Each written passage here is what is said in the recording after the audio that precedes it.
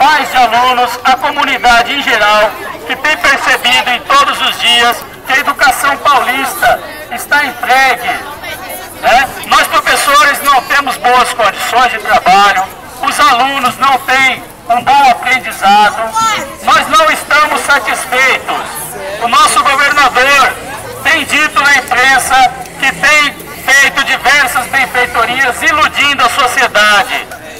Nosso sindicato segue negociando, nós temos uma pauta de reivindicações que não é apenas salarial, nós queremos situação favorável para educar e cada vez mais melhorar as condições de nossos alunos.